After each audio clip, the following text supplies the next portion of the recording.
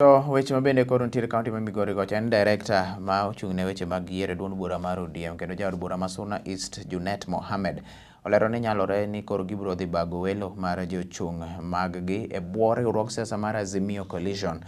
Junet kane loso Migori wacho ni koro tudruok gi osiepe e kind ODM kaachiel kod mano mar Jubilee en gima idhi keti ma bende idhi keti kare. Kata kamano okaw kuom kinde malach mondo mi otwega nena duond buchego ka kendo koro gichano keto kogi duond bura mar Jubilee e winjruok motelo ne welo mar duond buche. Juma mokadho duond bura mar Jubilee kokale jagoro mar Rafael Tuju manolimo kaunti ma Migori weche mag kawo ombulu. Yande koro nowacho ni gidwani mondo ginon wach keto kokgi makare e omiyo ne koro ne chuogo kamiti ariyo duond buchego gibed piny mondo giwinjre ere kaka inyalo los sirikal kaachiel motelo kuloso riwruok mano mar siasa mondo los godo sirikal mabiro e yiero ma dwe mar aboro. Tuju nomedo ni koro gintiere tielo margi mogik e twak kendo koro gikawo thuolo mondo mi obed mong'ith maonge ywak mabiro biro bang'e.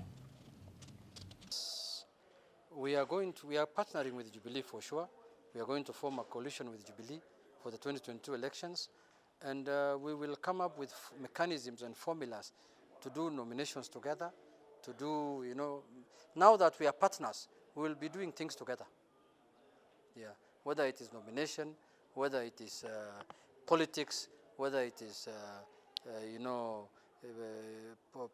business of the country, in terms of advancing the agenda of the country, anything that is good for the country, we will do together as partners once that coalition has been cemented and ratified by the different organs of the parties. We are going under Azimio. We are working on rules of engagement because we are waiting for the laws to be enacted. So that is now through Parliament and through Senate.